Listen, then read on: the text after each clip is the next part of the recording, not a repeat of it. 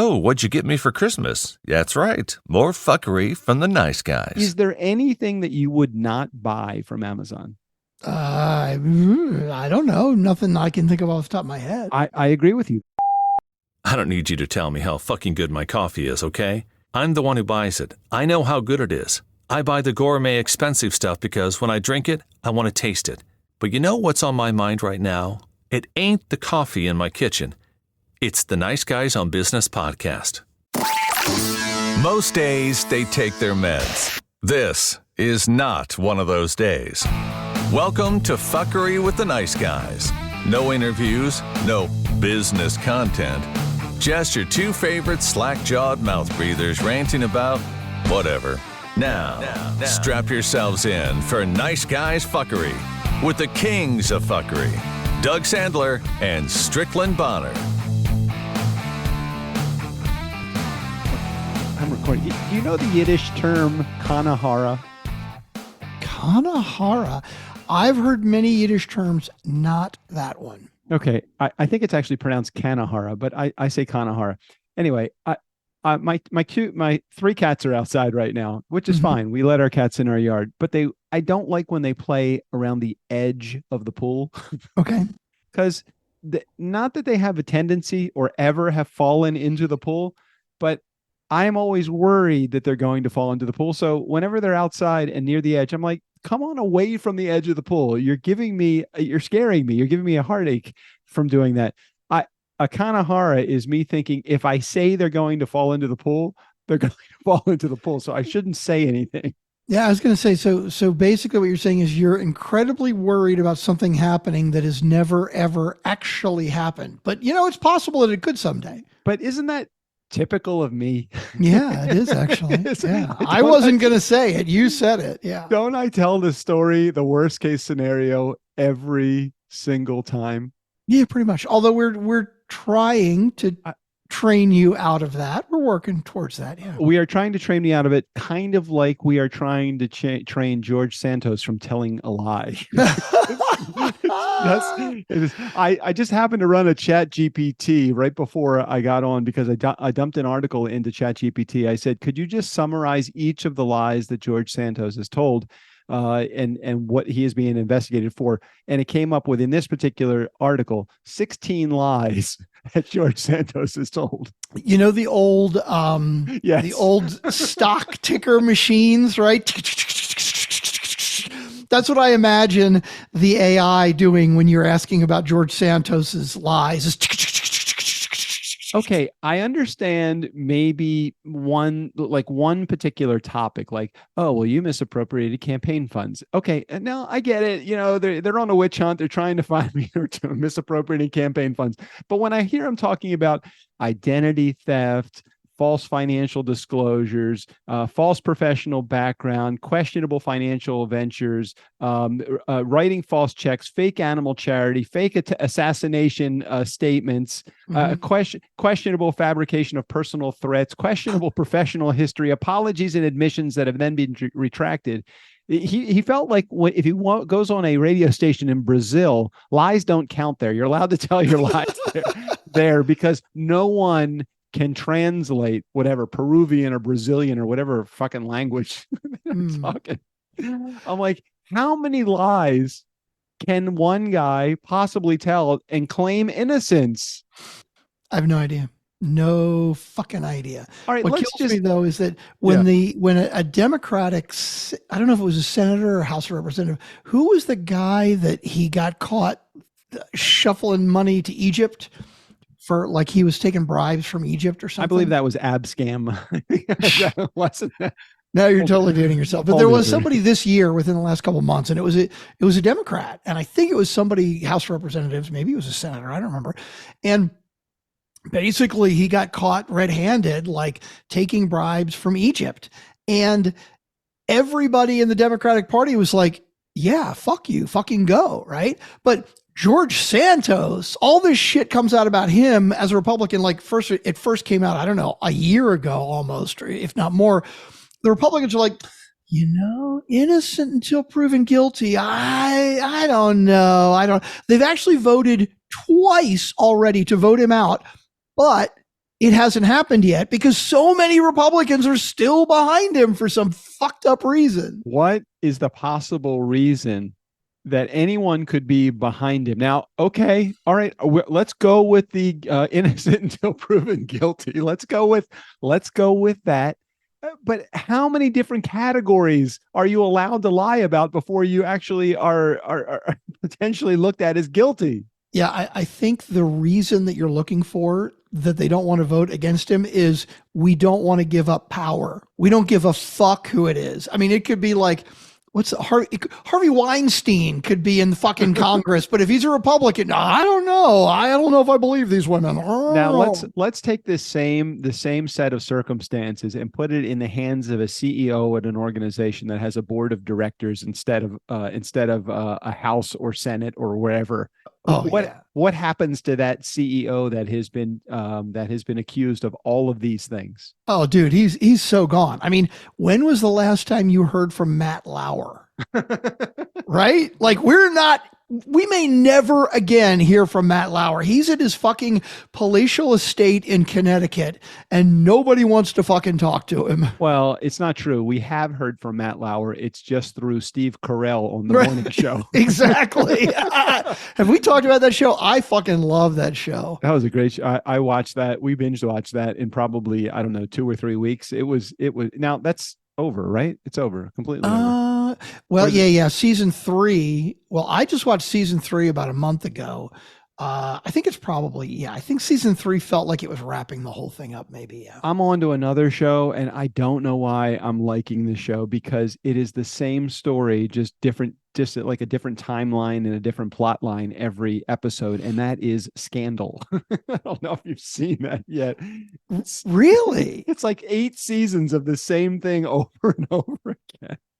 Now that's the Shonda Rhimes one with the president, right? Yeah, exactly. It's so funny you say that. And by the way, before I forget, welcome back. My name's Strickland Bonner. On the other side of the microphone, Mr. Doug Sandler. I remember I did binge watch Scandal. I don't think I made it all through 8 seasons. 7 or 8 seasons, something like that. When it was first on, is Shonda Rhimes, right? And the ads made it look like Grey's Anatomy, like it's this sort of nighttime soap opera-ish, right? No. Like, in other words, it felt to me, again, when I first saw the ads, like it's just like all this fucking relationship drama and like a soap opera, right? There's a and lot it was going to be really relationship. cheesy and romantic. I started watching it. I got fucking hooked. Because I don't feel like it was like that at all.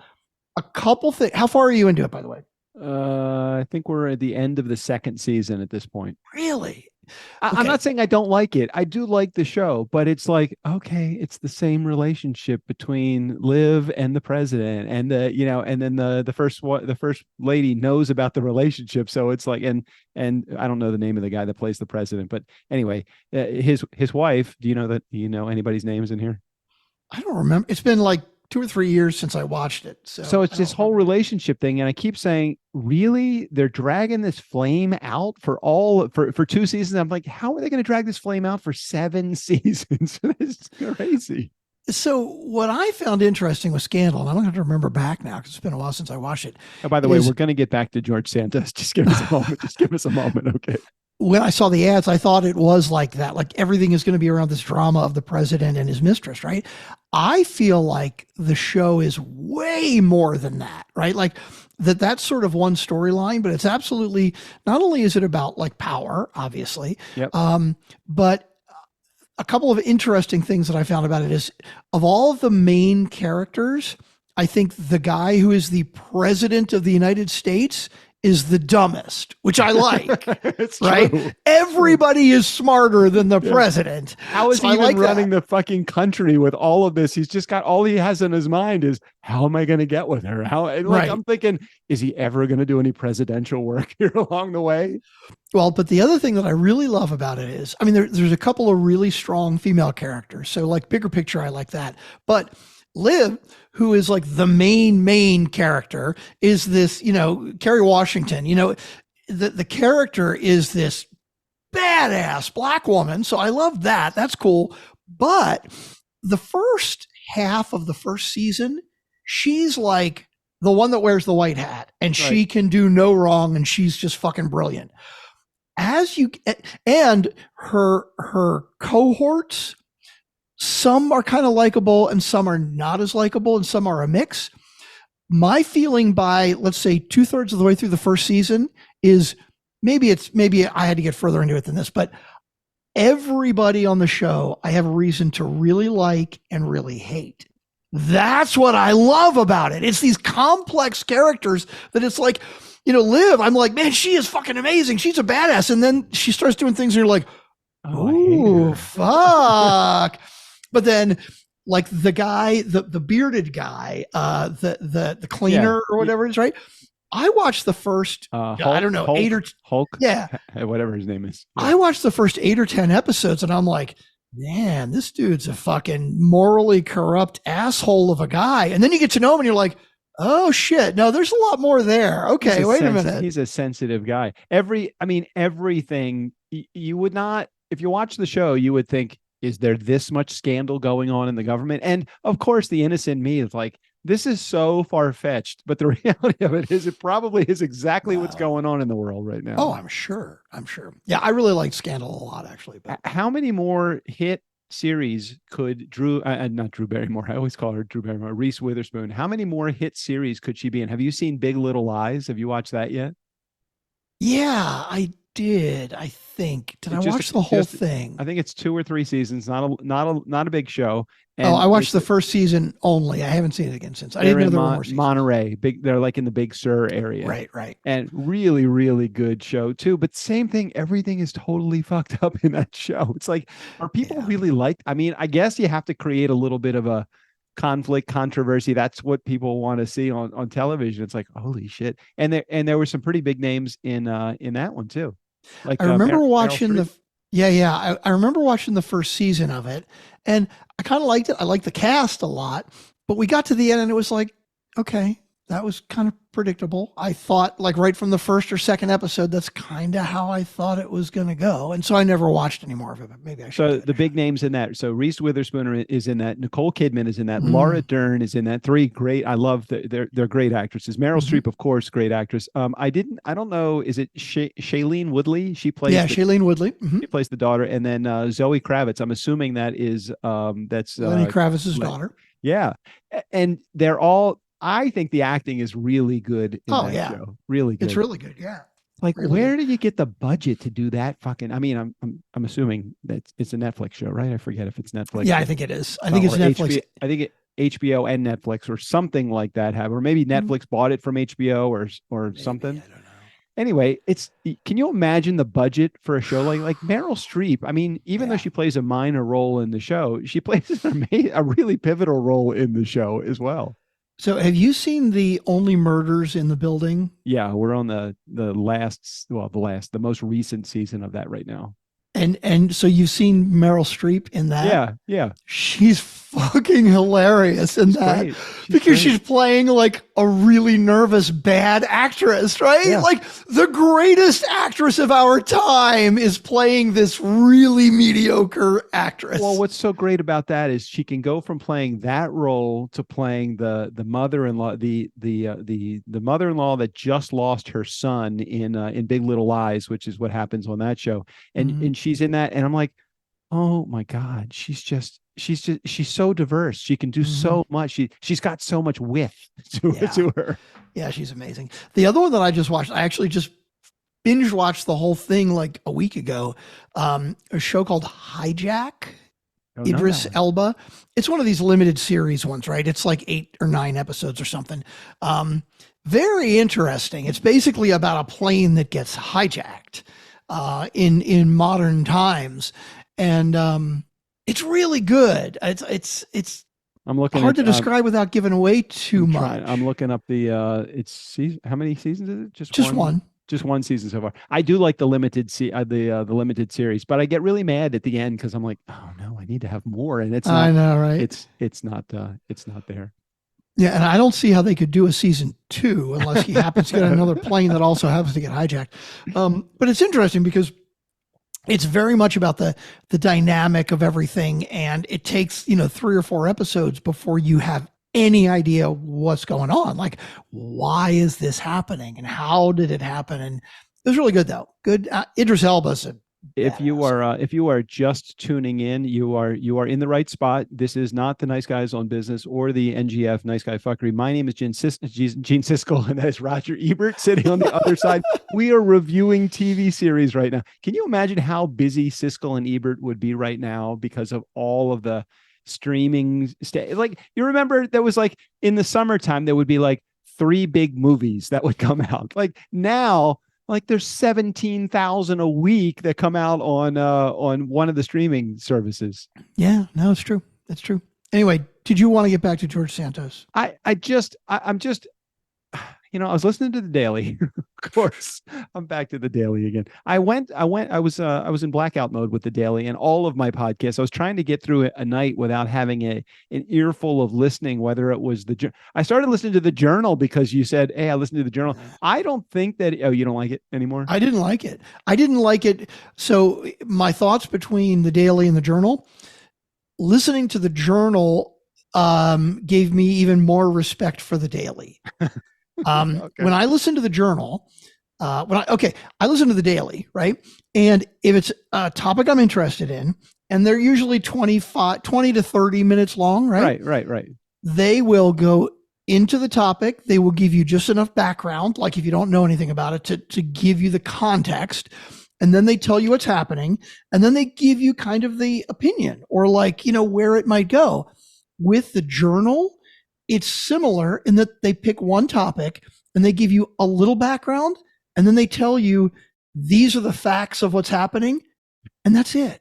They give you no context of like why it's happening or what could happen or their opinion of what should happen. None of that shit. I feel I'm a little bit more forgiving than you because I started listening in the whole wake of Sam Bankman-Fried getting, I don't know, the guy that did the whole, crypto guy, the scam art, man, talk about a multi-billion dollar scam. It's like, how does anybody get away with that shit? Strickland, we go an extra month and we charge a client by accident because we have their credit card and didn't mean to charge them. We get, in like 3 hours, we get the call from from their accounting office. Hey, you charged our office an extra, whatever, $500 or whatever it was. And we're like, we're sorry. We'll return that immediately. And we do. It was an accident. Sam Bankman-Fried or whatever the fuck his name is, he scams the world by $4 billion. We're like, what? Yeah. I think I have that money here in my right pocket over here. That is insane. So that's why you started listening to the Journal? So I started listening because I liked the one English reporter and then the on-site reporter that was doing her thing. And I liked it. And I felt like, they were giving me like a little bit of insight, like what's at the cafeteria at the courthouse. And they were joking about the coffee at the courthouse every day. So I felt like there was some personality in there. I know that that's not the same as giving you like the behind the scenes of what the story is all about. But I really felt like I cut my teeth on the Journal by listening to that portion of it. And then when it started talking about, the situation that's going on in the Gaza Strip and all of that, I felt like they did give enough background that I felt satisfied. I do like the length of the Daily a little bit more because you get usually 25 minutes from the Daily. And the Journal was a little bit short because it's like 15 minutes. I don't feel like it's enough to give me enough content, but I still do enjoy it because it's usually a different story than the Daily is working on in the course of the day. Now, with the Journal, each of those topics, were those one day, one episode, or were they multi-day, multi-episode? Well, in the case of the Sam, the crypto guy, Sam the king of crypto, that was multiple days because the trial ran over multiple days. But most stories, it's just a single hit story, kind of like the Daily is. Well, because I think I might have heard one or two of the episodes about Sam Bankman-Fried, and I just wasn't that interested. Right. But I think when they do one story that is extended like that, I agree. They give enough detail, but it's when you do the one story 15 minutes, maybe I just didn't give them enough a chance. I don't know. I listened to 4 or 5 of them and I was like, you know what? I like the daily better. Well, but it is interesting, the difference between what you like and what I like, kind of like you like Good to Great, Jim Collins. And oh, yeah. I get lost. And you like the fucking frog stories and shit. Right. I like The Last Lecture. That's the kind of thing that I'm into. But I was, because I really enjoy, I like the new version of The Way I Heard It with Mike Rowe. Oh my God, he talks so long. He does talk. You just want to hear him shoot the shit for an hour? I mean, that's what we do. It's what we do. I was gonna say, wait a minute, isn't that kind of what we do? But anyway. Yeah. Okay. So the other subject I wanted to talk about, there's really 2 more things I want to get to before. I don't know that we have any voicemail, do we? We have no voicemails. Okay. Thank you, Jared. To give Jared a vacation week or something like that. Well, hey, come on. Don't just put it on Jared. Emily didn't call either. And Erica's not feeling well, so we haven't been able to chat with her. Erica, we hope you are. Erica gets a pass, 100%. Erica, we hope you are back on the horse very soon. Uh-oh, Strickland is frozen. Are you there? Yes. No, he's no longer frozen. Okay, I want to talk about for just a quick moment the OpenAI story of now you see him, now you don't, as the CEO Sam Altman. Any idea? Do you have any clue what's going on over at OpenAI? I heard that he got kicked out, and then like the board or all the employees basically said, if you don't fucking hire him back, we're all quitting. And then it was something like, sorry, Microsoft has already hired me away. I can't come back. That was the last I heard of it. Yeah, well, he's back. He's back. Oh, really? Okay.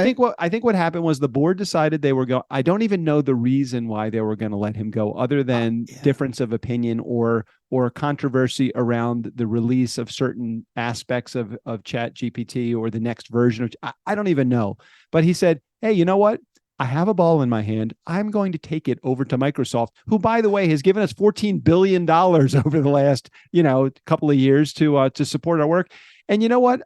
I don't have to answer to anybody over there. So let me think about this. I have to answer to you fucking rich pieces of shit my entire day long, and every fucking thing I got to pass through your ears.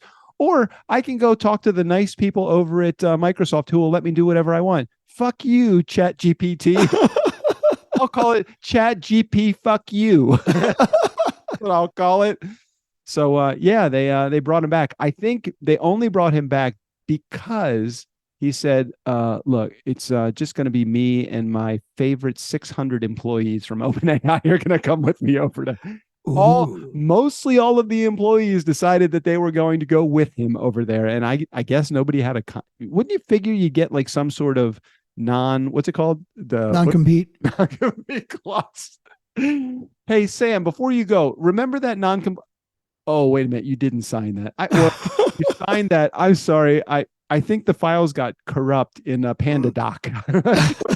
My DocuSign file is corrupt. I can't find my Sam Altman agreement. Can OpenAI sue PandaDoc for like $14 billion for losing that or something? I don't know.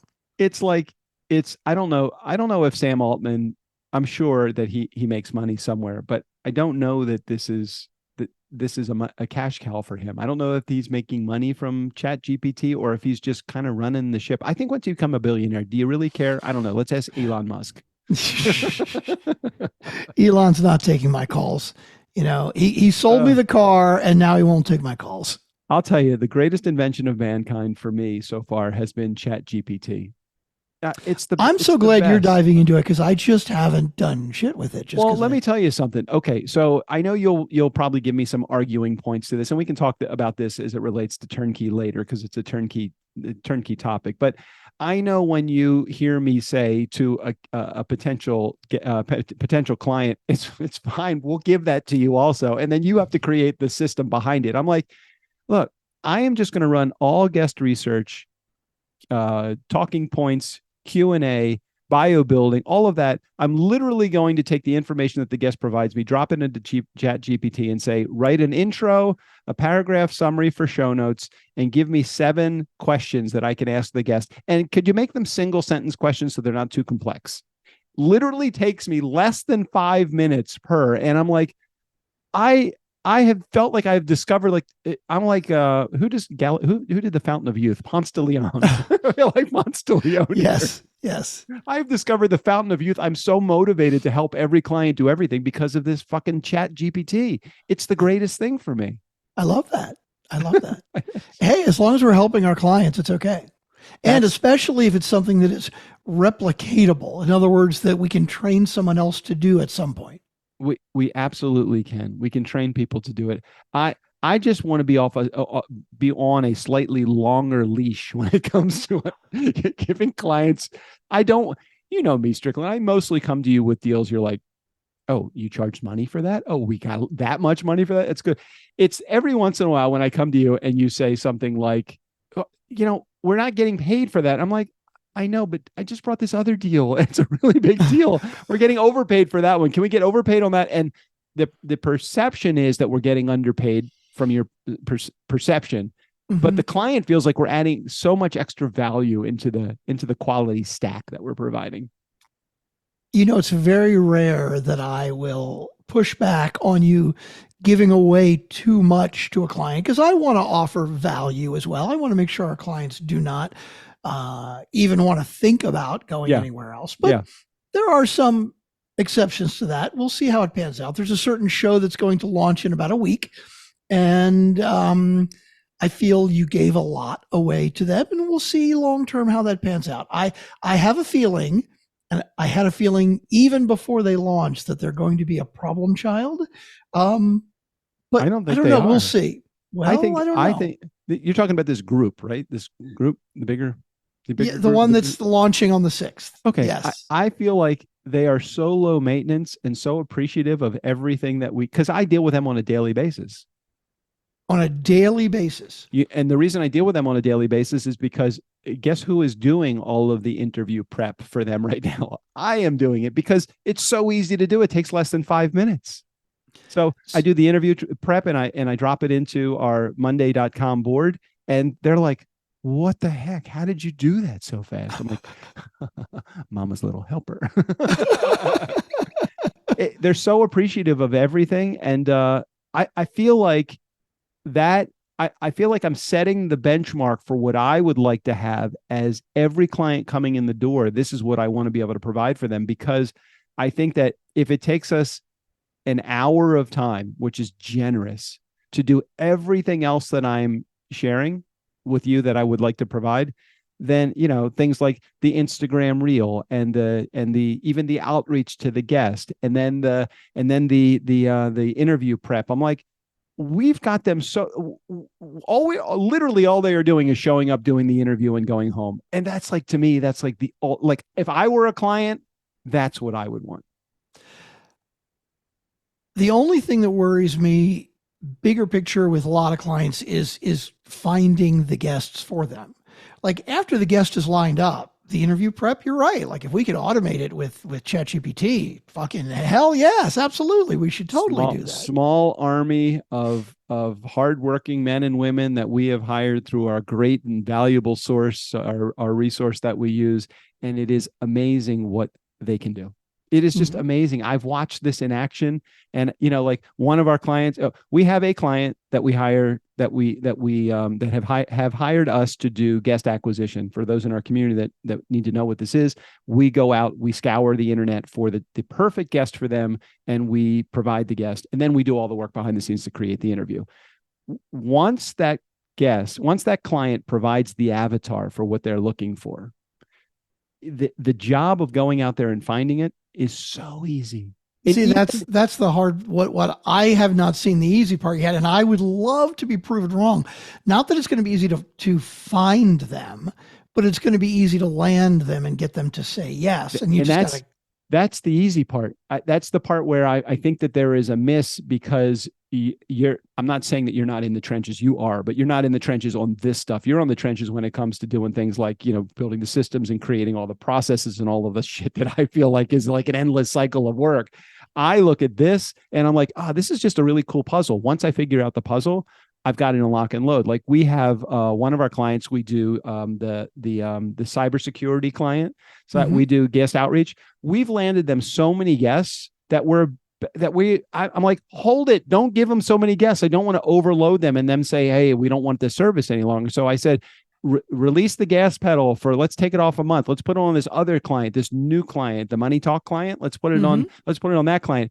And he's doing the same thing with that client, landing like 10 or 12 guests for that client. And I'm like, okay, now it's time to move on to the next one. And we've created this amazing system behind the scenes. And the client, our client, they're like hyper happy. I guess I'm just jaded because we get so many requests to be on our show and I turn so many down. I just presume that everybody is turning them all down like that. No, well, that's the biggest challenge that many of our clients have is if there is a challenge that I could put into the majority of mid-level, like podcasters that are at episode 20 to 100. 20 to 100 is I've run out of all of my personal connections and now I need to work a list, but I don't know how to work a list. And I really feel like that's where we come into our own doing stuff like that. I love that we have systematized this, and I think it's an amazing service that we are offering. I did not say we've systematized it. I am like got a million tentacles out there. You're the one that's going to create the system. I just know what works. Okay. Sounds like a plan. Let's get back to Sam Altman for just one quick second before we move on. So we were talking Sam Altman. Sam Altman brought me to Elon Musk, because I don't know if you know that Sam and Elon actually created ChatGPT. So Elon Musk is like right in the middle of the entire ChatGPT thing. Did you know that? I did not know that Elon had anything to do with ChatGPT. All right, let me just fucking fact check. Very interesting. Myself. Hold on a second. I do still need to find that bumper sticker that says, for my Tesla, that says, I bought this before I knew he was crazy. Hold on. Is Elon Musk in Elon Musk, is he involved with ChatGPT? I'm pretty sure, I'm not speaking out of my ass here. Elon Musk has launched an artificial AI company to challenge. Oh, wait a minute. Okay, Elon Musk has launched an artificial intelligence company to challenge ChatGPT creator AI, which the billionaire tech mogul has accused of being woke. Okay, maybe I'm not right here. Hold on. Is AI owned by Elon Musk? Elon Musk.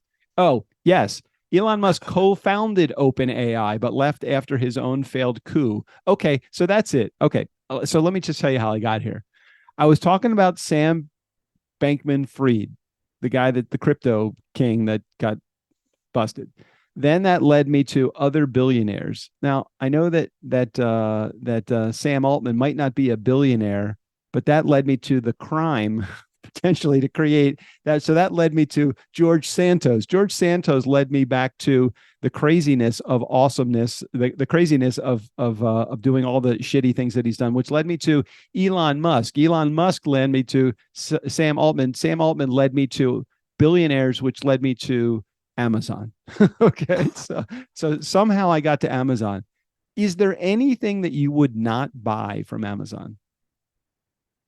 I don't know. Nothing I can think of off the top of my head. I agree with you. There's nothing that I mean, if Amazon was in the car business and I was in the market to buy a car, I'd think about buying a car from Amazon.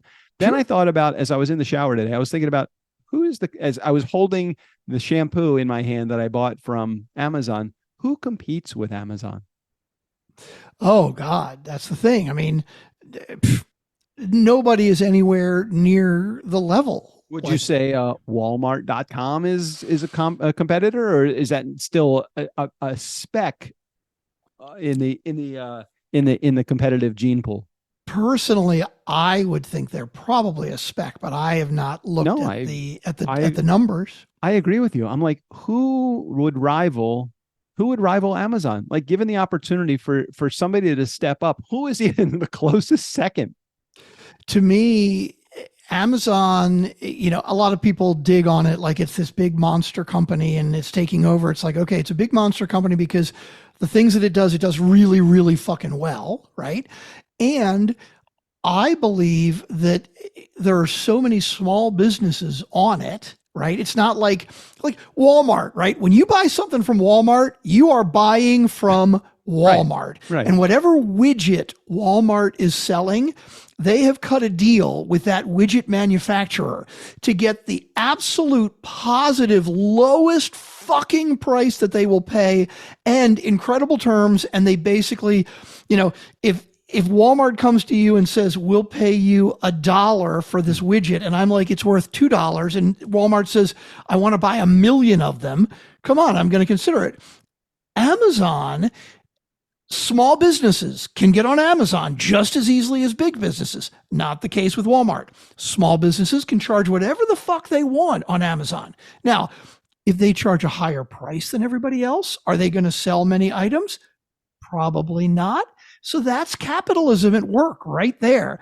To me, that's how they keep prices low, right? If you've got 10 small businesses all selling the same widget, well, they're forced to keep their prices low because you can go on Amazon and see all 10 of them right next to each other. All right. So you're saying that the advantage of Amazon is the fact that Amazon doesn't give a shit who you buy that product from, because they're going to put 10 or 20 or 50 of them right in front of you, which is completely different than what Walmart will do, because Walmart will only show that one widget one time in one place. But if you got it on Amazon, you'll see all 10 of them.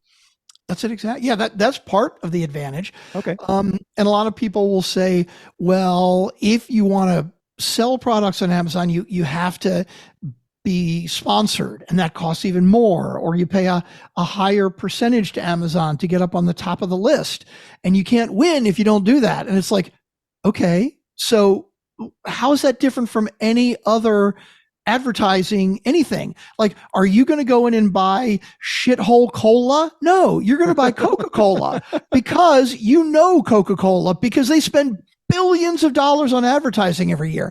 Have you ever seen the difference in prices have you ever noticed for cereal? Let's say Frosted Flakes versus whatever the HEB generic brand is. The generic brands that the supermarkets sell themselves literally less than half the price. And it's the same. It's probably it's the same shit, right? Made by the same fucking company. Maybe the flavor is slightly different, but I'm telling you, it's a lot of people dig on Amazon a lot. There are a couple things that I might say, I'm not so crazy about, but overall, it's a great fucking business plan. And I agree. I, as a consumer, I can't tell you how many times I've been like, oh yeah, I need something. Oh yeah, I guess I'll run out to the grocery store. I don't feel like it. Whatever. Or go to the Rite Aid or whatever. It's like, oh yeah, Amazon, I can get it tomorrow.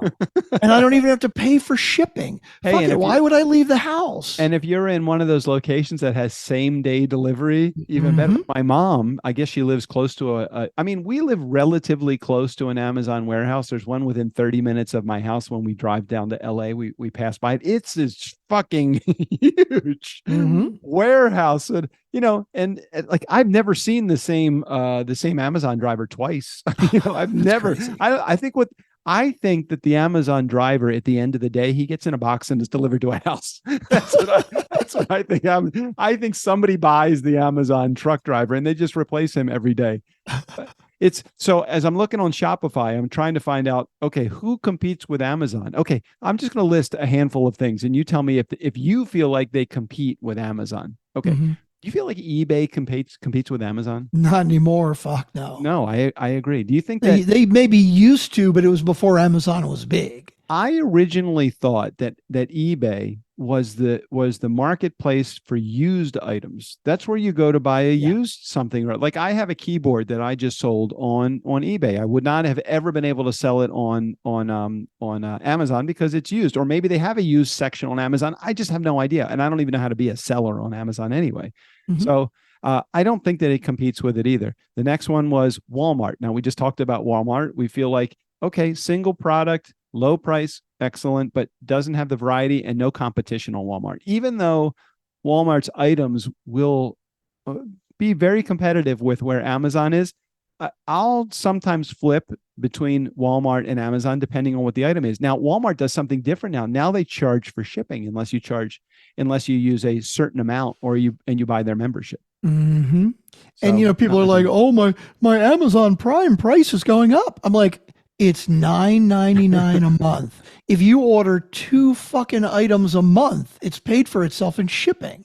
Yeah, yeah. Well, I right now I would come back to this keyboard for a second. I'm shipping the keyboard out on Mhm. Saturday, or maybe I'll take it tomorrow if I want to go to the post office.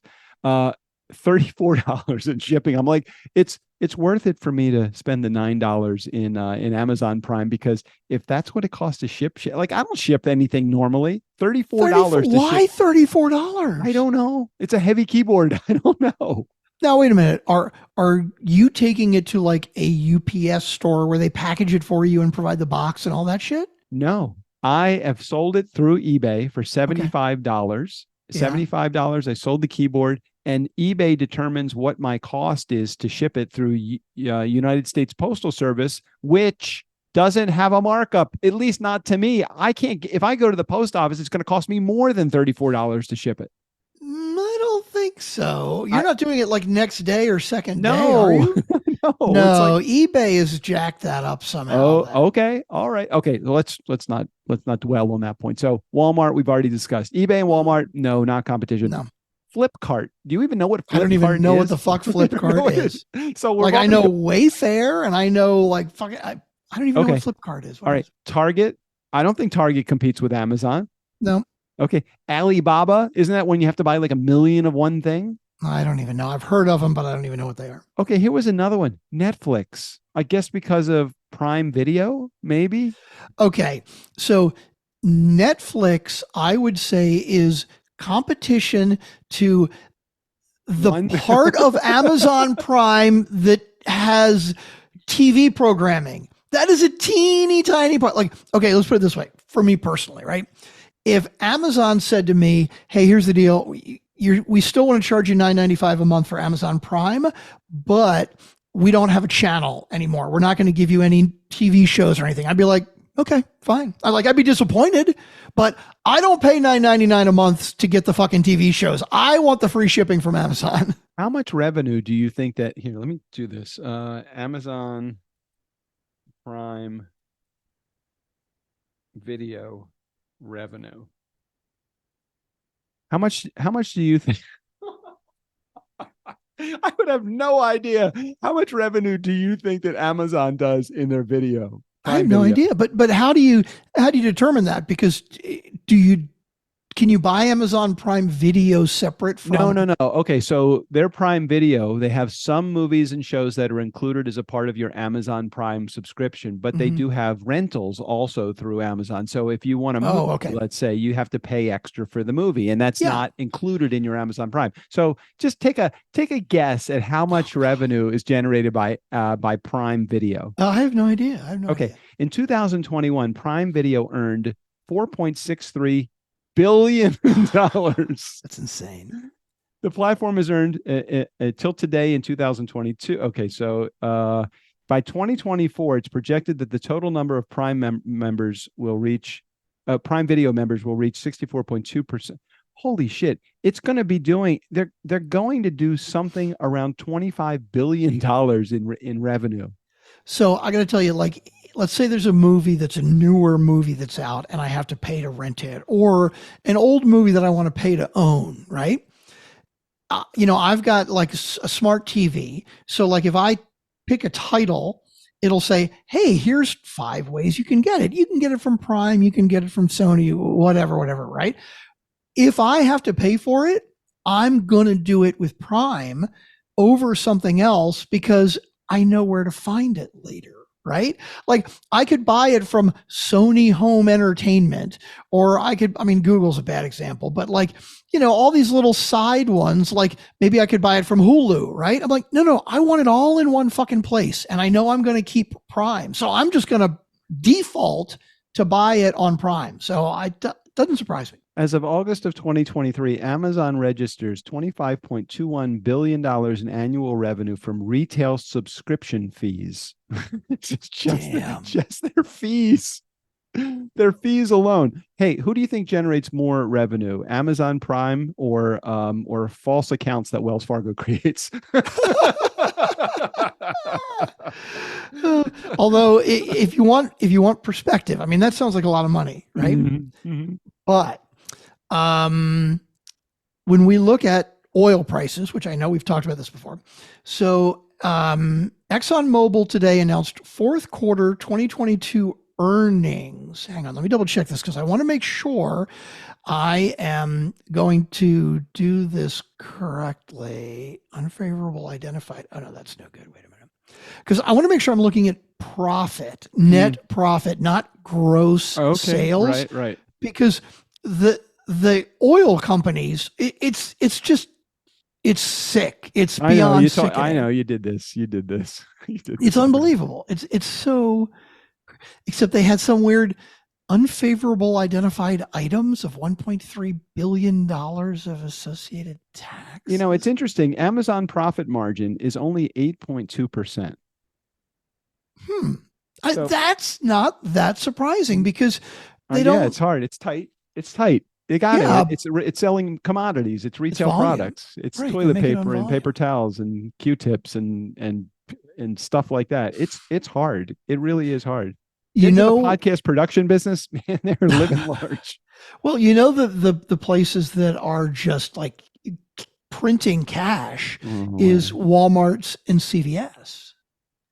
Wait, Walmart and CVS are printing cash. Now, why is that the case? Apparently, Walmart's and CVS's are unbelievably profitable.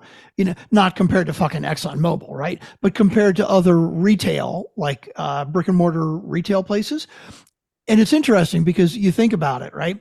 I know there have been times where I'll go into CVS and I'll have to get fucking allergy medicine or batteries, right? Batteries, allergy medicine, right? Spent on batteries at Rite Aid. God, I hate that. I came home and I'm like, I just spent 3 times more on batteries, but I needed the fucking batteries. Right, that's it. But I got to go buy aspirin or I got to buy Benadryl or fucking allergy medicine or whatever, and it's like 4 times the price. The over-the-counter crap is 4 times the price of what you can get it at Walmart, right?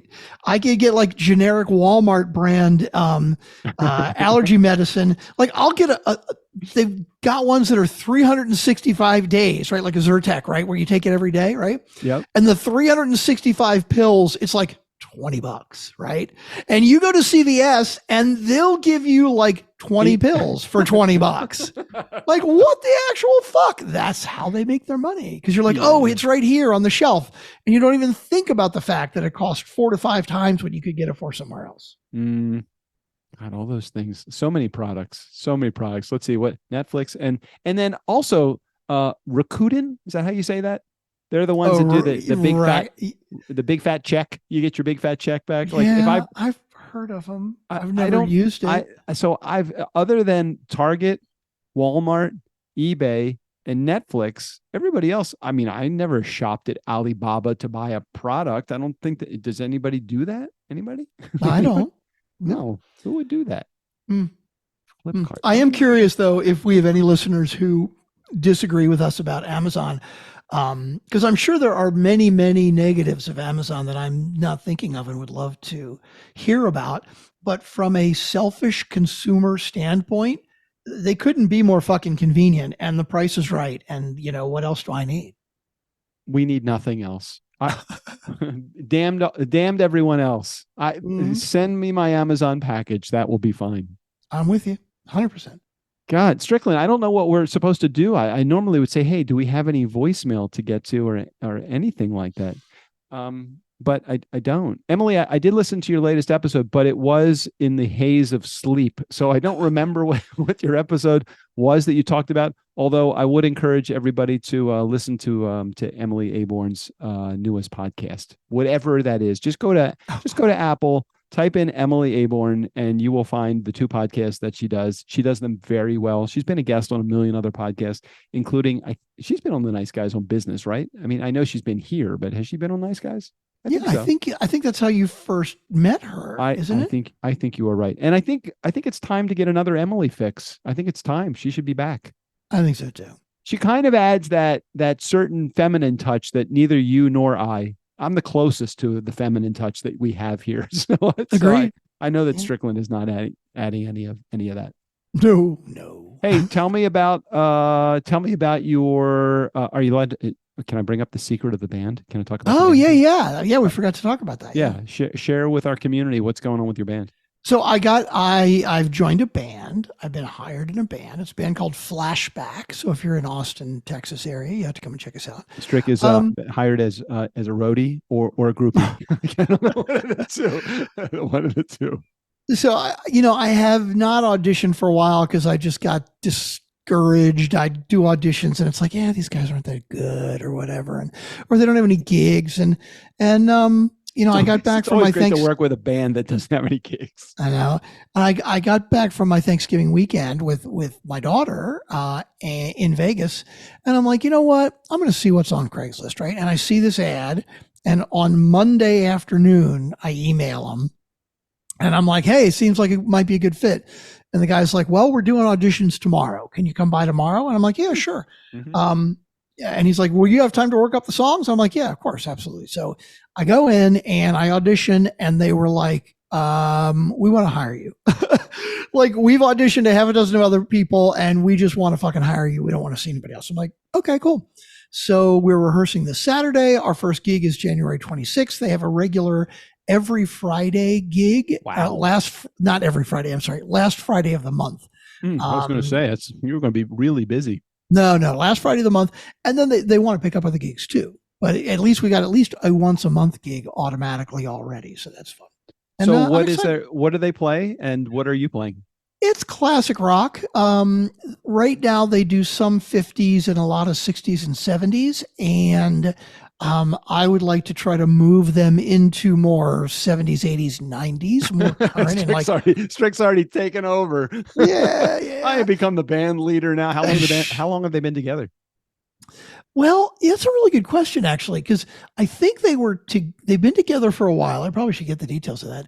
I think they were together for a while. And they had two guys who were both guitar player singers, and they both left at the same time, or they fired them both at the same time because they just weren't dealing well with them. And so I believe that the other guitar player is relatively new, and then I'm doing mostly singing and playing rhythm guitar. But I think they've been around for a while. Like they were playing, 2 or 3, 4 times a month pretty regularly for a while. I just how old are these guys? They're that's the other thing. They're fucking old, which I like. I'm the youngest guy. Older than you? Old? Yeah, I'm the youngest guy in the band. I mean, they're going to put you out front then. They're going to make you a lead singer, lead guitar player. Well, which I like because, a bunch of these Craigslist ads that I've seen, it's like, hey, I like the song list and they do fun party music. And then they'll put something in there that is like, hey, most of the guys in the band are in their 20s and 30s. That would be preferred. And I'm like, fuck. Like, I don't want to be the really, really fucking old guy. They're not going to want that, especially because I want to sing more and not play guitar as much. So yeah, that's like the front guy, right? You're not going to put the old fucking guy out front. Well, I'm not, these guys are my age or older, 5 or 10 years older than us. But they're good musicians and they're good players. And yeah, I just got to get them away from, like, I saw on their list, fucking Chubby Checker, The Twist. No.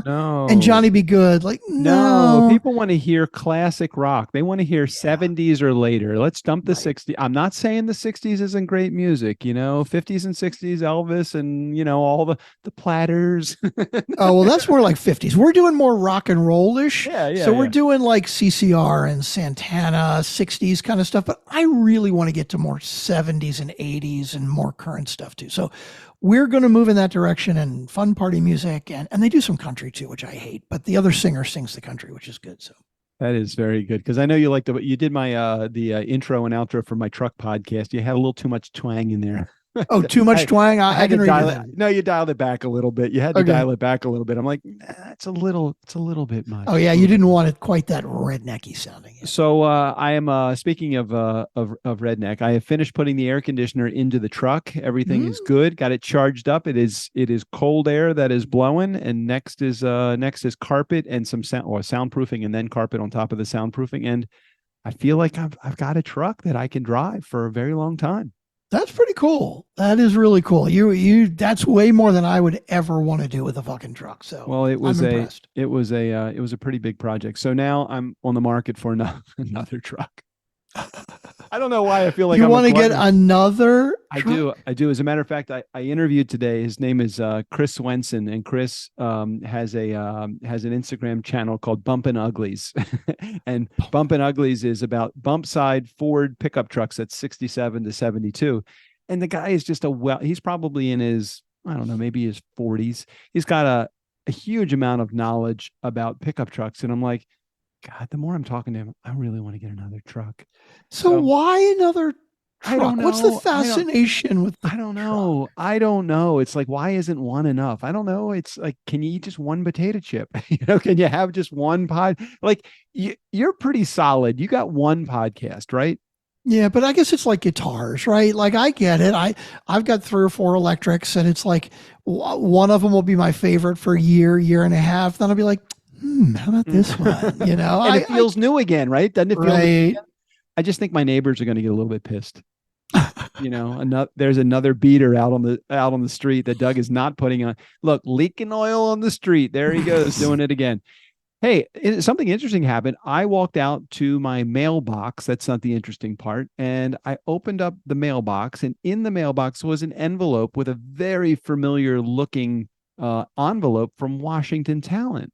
And I'm like, really? I haven't worked a gig in forever. And I'm like looking, and I'm like, this is a fucking check. This is a check. And I'm like, oh, maybe it's like a $10 check, maybe a 20. I don't know. Maybe there was some account that I had with one of the partnerships, and I'm like, maybe they're just giving me whatever the balance. $1,560. Whoa, what for? So David Cohen was nice enough to put a little note right on the check because he knew that I wasn't fucking going to know what the check was for. And he goes, for canceled job from 2020, the client does not want to do any, that was from COVID days, and they just didn't want to do an event. So they're like, they gave up their deposit. I'm like, I want to so badly email them or text them or get back to them and just say, are there any more? Are there any more coming? Nice. $1,560. I'm like, that was a pretty sweet day to go to the mailbox. Found money, baby. I think I've told you this many times, but I'm the guy that goes out to the mailbox. I don't think that there's ever going to be bills, and they're not, because I don't have any bills that come in the mailbox. They're all done online. So every time I go to the mailbox, I'm like, what check is going to be in the mailbox for me today? And JJ just thinks I'm so funny. And like, I always walk back with a check, not always, but often I will walk back with a check in my hand. I'm like, fucking A, I got another check in the mail. I haven't spent the last one. This is pretty good. Hey, before we head out, one other idea. I just want to run it by you, just to get your feedback. Maybe for somebody in our community could provide advice also. So, we've been doing all these home improvements to our house, right? Mm-hmm. So we finished the bathroom. That was probably 6 times more than I thought it was going to be. So did all these big things in the house, and it's like, we want to do this. It's called an ADU, additional dwelling unit. It's like a second. Oh yeah, yeah. In your backyard. I'm like, so we've like laid out the plans, and I think that we've gone to the county for the permits and done all of that and talked to some contractors. And I think I might have shared this with you before, just to run the sewer line, the line to the county hookup, $25,000.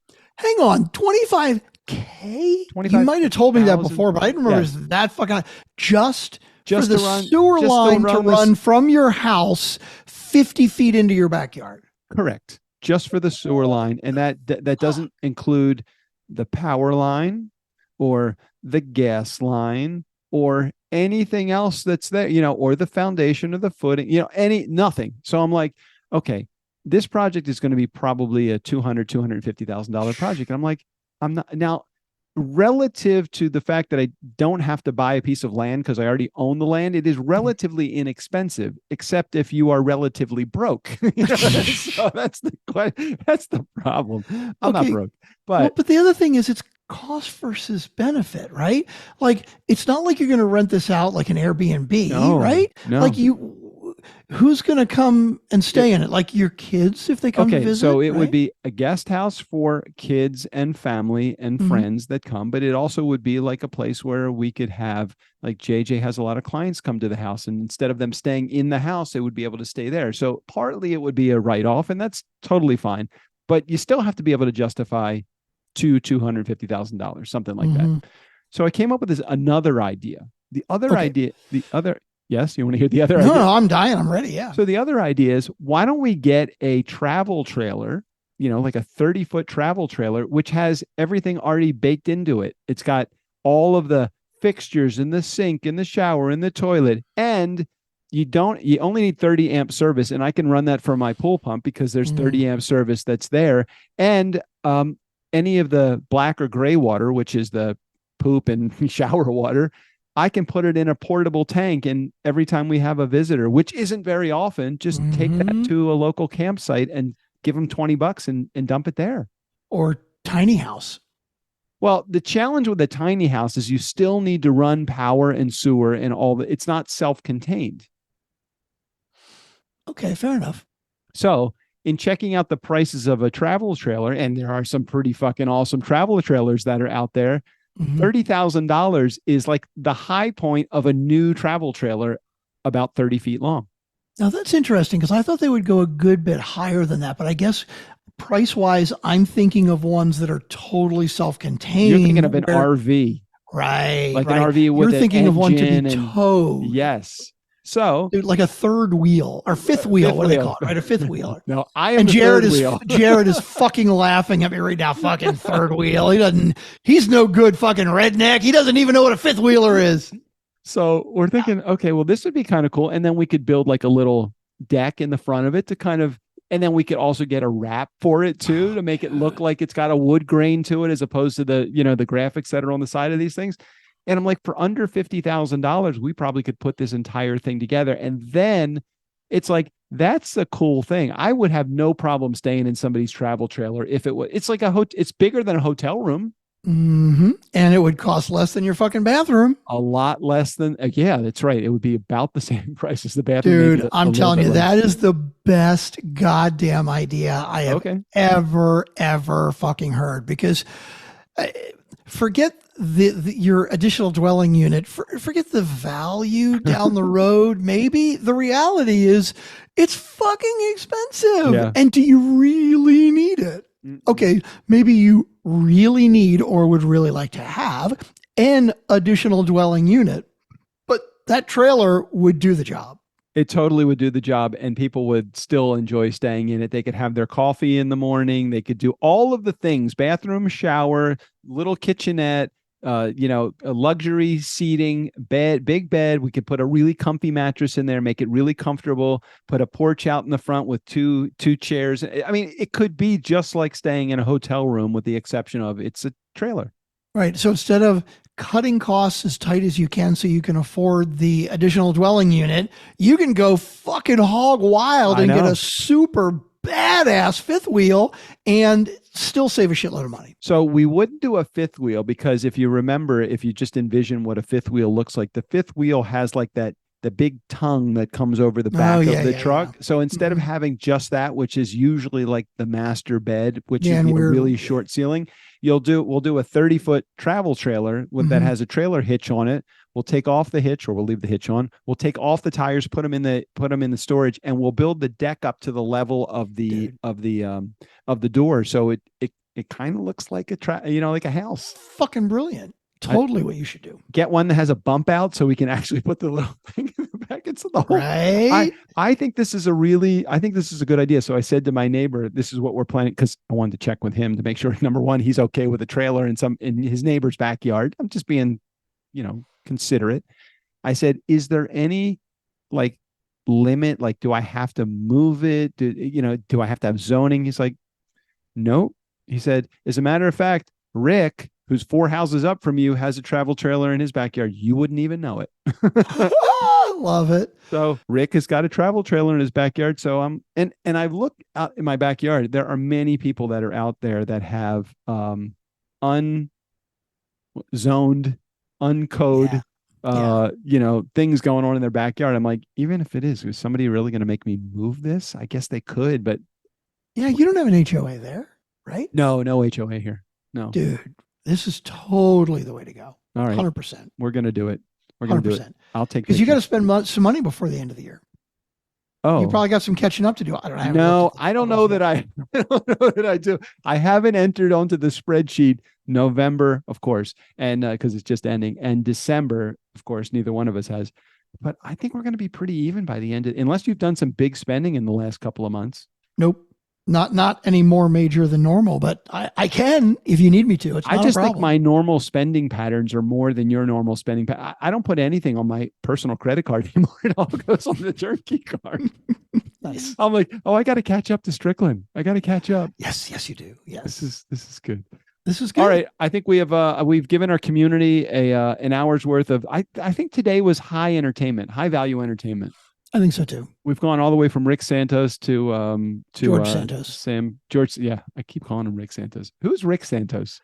Rick Santorum. I have no idea. No, I don't know who George Rick. Didn't he own Santoni's? Remember Santoni's in Baltimore? No, I do not remember that. All right, let's head out of here. Until next week, everybody. Steve O'Brien, go ahead and take us out of here. For the nice guys on business, I'm Steve O'Brien. I would have gotten away with it too if it weren't for you meddling kids.